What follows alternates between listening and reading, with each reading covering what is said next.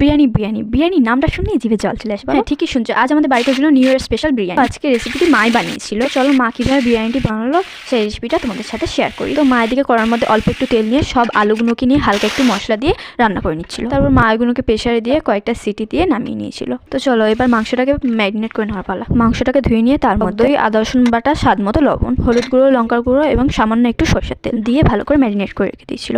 তারপর কড়াইতে তেল দিয়ে তার মধ্যে পেঁয়াজ কুচি দিয়ে লাল লাল করে ভেজে নিয়ে ম্যারিনেট করা মাংসটাকে দিয়ে দিল।